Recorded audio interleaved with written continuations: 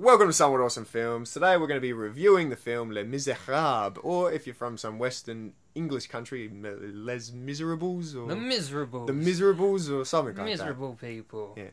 But anyway, the movie was set in... 19th century France during the French Revolution. Where things weren't really going great for France. And Paris France was in a bit of a turnaround, but whatever's France, that's your thing, that's history. Yeah. Look it up in a history book. It's all interesting, I'm sure. So Hugh Jackman played Jean Valjean, who was a prisoner. He was a prisoner for stealing a loaf of bread to feed his sister's son. He went to jail for 16 years as well. Yeah, he went to jail for a very long time. Yeah. And then the dick, I guess of the movie, the villain, sort of villain, I would say. It was Russel Crowe. Russell Crowe, Javert.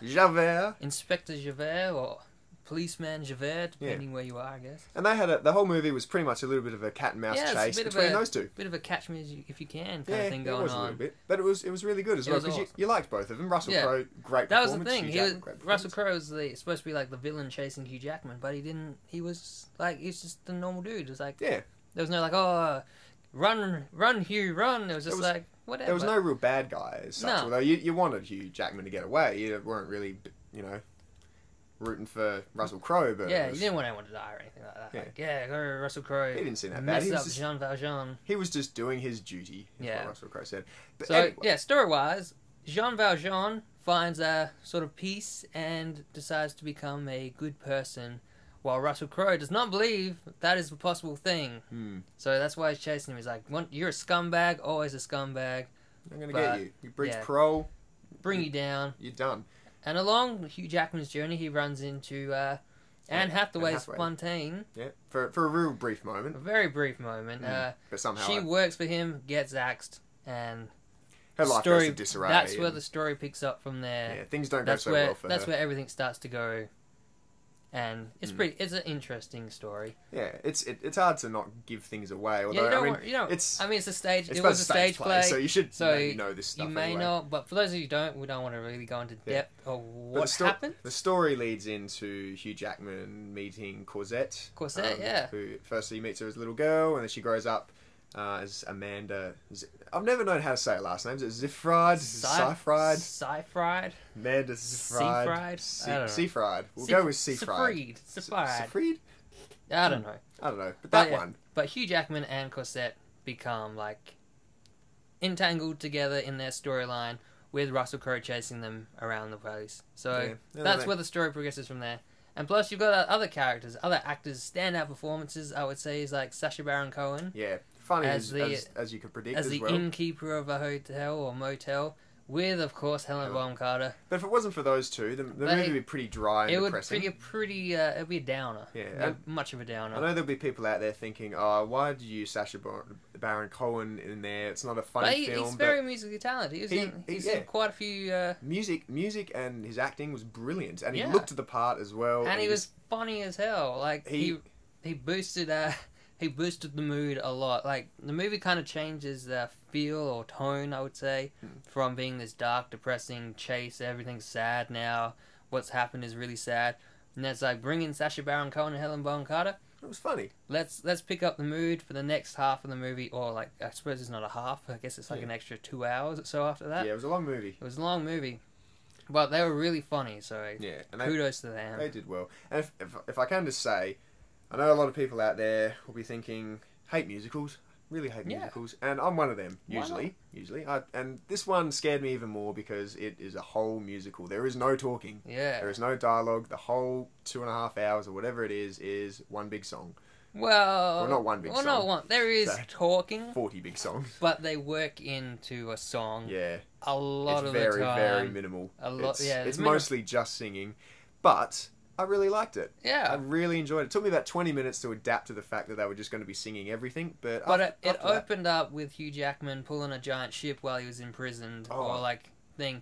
So it kind of opened with a bang. Opening scene. And good music. Like, it's like, this is what you're in for. Get ready for it. And it was, good music.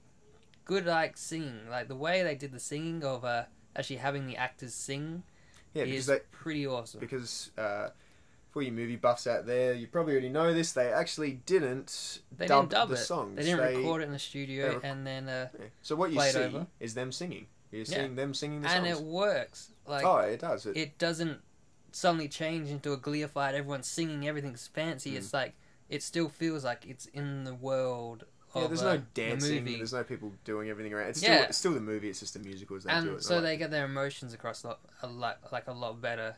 And you can actually, like with a lot of songs, you, like, in movies, I always find, like, I don't know what the hell they're singing about. I just see, like, oh, this is a catchy song. That was great. Zone out. Whatever, that was fantastic. But because they were acting and singing, you understood what they were actually singing about, what they were supposed to be feeling. They weren't just like suddenly smiles and clap, sing song. Even though the 5 minutes song that they just sung was about 10 seconds worth of emotion, the movie lingered. It was like the songs were really thought processes a lot of the time. Yeah, like, it was mostly feelings. What they were thinking, what they're trying to work out. So it was awesome. And Anne Hathaway, everyone's talking about how great she is and how good this is for her. She's not in it that much, but when she sings her song, her one song that she sings, the big song that everyone knows from the movie, they do it in one shot. Yeah, and it was like, done well. It was a long close-up shot of her, and she just, it was really good. People talk a lot about Anne Hathaway in this, and she was good, but she was good. I think it was more so the fact that she got her hair cut that kind of made her look really good. How far she went with it. The true Oscar nominees in my mind are Hugh Jackman and Russel Crowe. Hugh Jackman were great. Hugh Jackman especially. Hugh Jackman, man. Russell Crowe did well, but it was easy for him. Yeah, it was an easy and the story didn't play. really. Some editing parts and, like I was saying to you towards the end, didn't really nail home Russell Crowe's character in the end. I kind of felt like his story arc was lacking, and some of his songs were a bit weak. Yeah, but Hugh Jackman, I think, was all around on the ball. Like he was made for this kind of movie. Yeah, and he nailed it. There were little things that bothered me about it, but nothing major. Like, you just get used to people just randomly dying for no reason. If you can get over that, then I think you'll enjoy this film. Even I'm sick. I'm gonna die now. Or I'm not even sick, but I'm decided to die. And then other characters will say, "What? What? Yeah, they even like, why are you dying? Why are you dying? I gotta do it. Died. I gotta do it. This is a stage play, and I gotta do it." I don't lie. But where have you been? Have you got cancer or something? Just don't question it. Just let it be. Let me go, and we can wrap this movie up. I just need to say my final words, and it needs to be moving in song. Yeah. Movie-wise, sets are awesome. CGI was pretty good. I was kind of impressed. Like the city looked France great. Felt like France. It didn't feel like CGI France. In like most shots, when they do the zooms outs and camera flying around and stuff to show the city and stuff, then it feels like CGI. But that's always felt like CGI in movies. No one's ever really got that right. We do the Earth zoom effect or whatever it is. Never looks good, but they do that a few times. But sets, awesome. Costumes, makeup as well, brilliant. Singing, awesome. Acting was awesome. Story, it's a good story. We all know it's a good story. It's always been around. The movie can feel a bit lengthy towards, like, at the very start of the third act. I was kind of like, oh, here we go and do another movie. But you get over it. It's good. It's worth watching. I'm going to give it an 8. I want to give it an 8. I really enjoyed it. I was impressed. That's big for me because I don't like musicals usually, but I've enjoyed this. So fuck yeah. Awesome movie. Go check it out.